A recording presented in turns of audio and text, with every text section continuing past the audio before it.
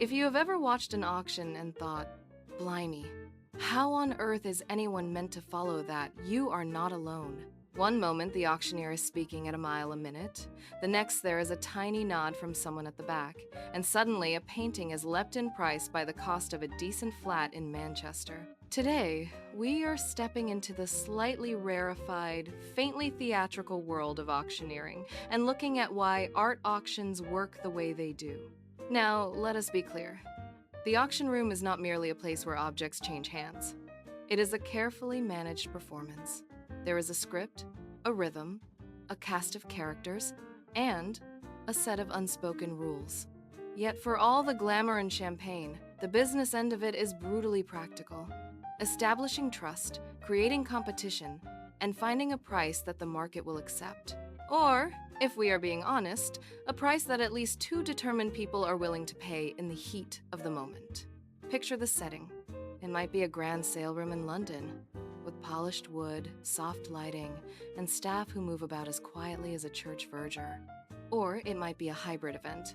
A physical room plus banks of screens showing online bids coming in from New York, Hong Kong, or someone's kitchen table in Croydon. The lots have been previewed, handled with gloves, inspected for condition, and cataloged with language that is both precise and at times strategically vague. A painting is not simply scratched.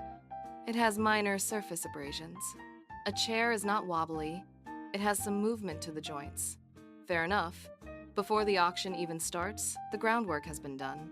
Specialists have valued the items, often using comparable sales, provenance records, and an understanding of taste, which is a slippery thing. Tastes shift. Odds fall out of favor, then come roaring back. One season, everyone is keen on bold contemporary pieces. Another season, it is all about quiet modernism and muted palettes. Then there is provenance, which in art can be as important as the object itself. Who owned it? Where has it been exhibited? Is it in a catalog raisonné? Those details can add a sense of legitimacy, and legitimacy, in this world, is money.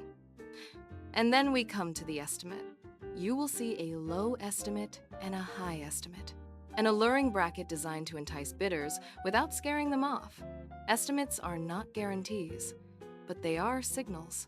They tell potential buyers where the auction house thinks the market might land. Yet auction houses also have another number in play, the reserve, which is the confidential minimum price the seller will accept.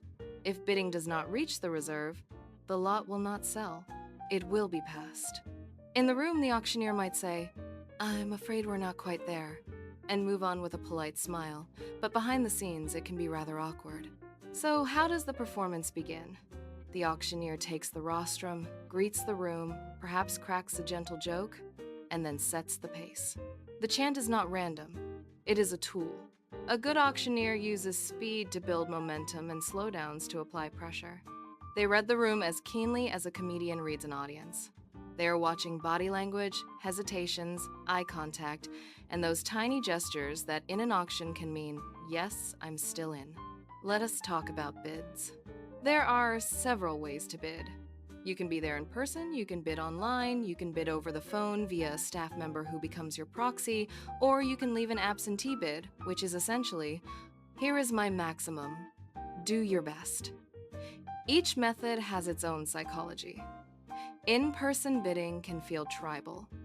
You see your rival, you sense their confidence, and you might decide to outdo them just to prove a point. Phone bidding is oddly intimate. You are whispering enormous numbers to someone who remains professionally calm, even as you feel your pulse in your ears. Online bidding is, in theory, more rational, but it can be dangerously easy to click again when you are carried away. The increments matter too. Auctions do not rise by random amounts. They follow bid steps, which typically increase as the price rises. Early on, you might jump in hundreds. Later, it is tens of thousands. Those increments are designed to move briskly, while still allowing enough granularity for competition. And here's a curious detail. Sometimes the auctioneer will take a bid that is slightly off the increment if it keeps the energy going. They might say, "I'll take that," and glide onward. It is not chaos, it is controlled flexibility. Now, the elephant in the room. Why does it feel like theater? 'Cause it is.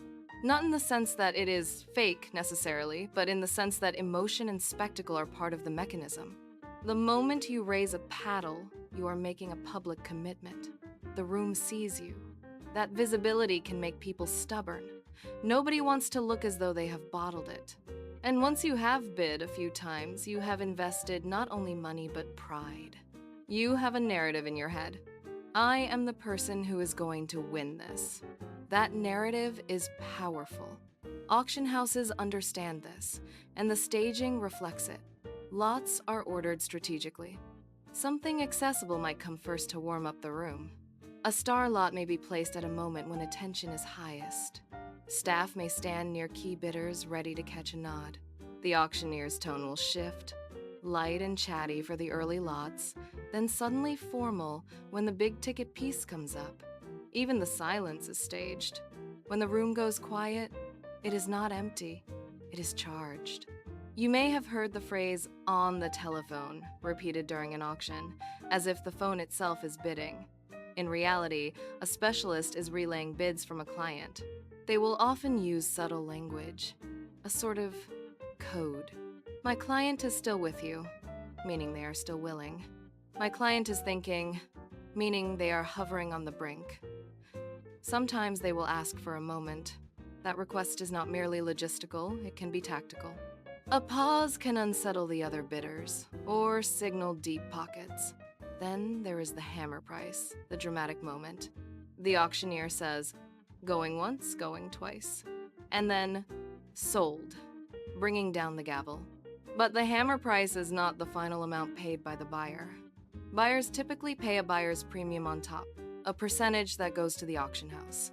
There may be VAT, shipping, insurance, and if the object is leaving the country, export paperwork. Suddenly, that thrilling win looks a bit less tidy on the invoice. Still, many buyers accept it as the cost of doing business, or of collecting, or of having a story to tell at dinner.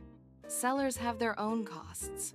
They may pay a seller's commission, though for very desirable items, the auction house may offer more favorable terms.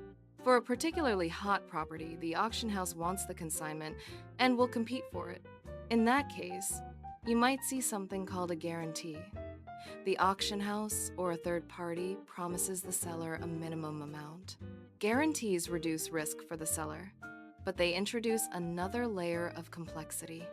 They can shape bidding behavior, and they influence how the auction house markets the lot. At this point, you might be wondering, is it all above board? Largely, yes. But it is a world with gray areas and long memories.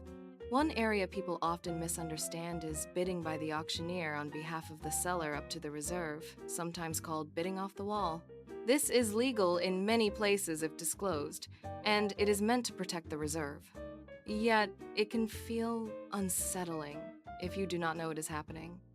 Transparency matters. Auction houses publish conditions of sale, and if you are bidding, it is wise to read them, even if it is a bit of a slog. There are also cultural quirks. British auctions can be quite restrained. You may not see the flamboyant theatrics sometimes associated with auctions abroad. A British auctioneer can be dry, witty, and unflappable, even when £500,000 is changing hands. There is a particular British talent for understatement. "We're doing rather well here," might mean the price has doubled. And if an auctioneer says, "That's a bit punchy," they might mean the bidding has gone completely mad. Let us not forget the human side. People in the room are not all tycoons. You will see dealers, collectors, interior designers, museum representatives, and the occasional hopeful amateur who has saved up for one special piece. Dealers in particular can be sharp as a tack. They may be bidding not because they love the piece, but because they think they can place it with a client, or because they know the market is about to shift. They might also bid to protect a position. If they sold something similar recently, they do not want prices to collapse. It is not personal. It is business. Museums, on the other hand, can be in a tricky spot. They often have limited budgets and strict governance. They cannot simply get carried away.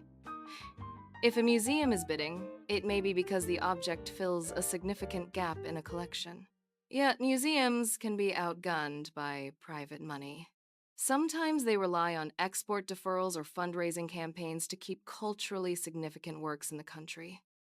That brings us into the broader question: who should own what, and where should heritage live? It is a thorny debate, and there are no easy answers. And what about the catalogs?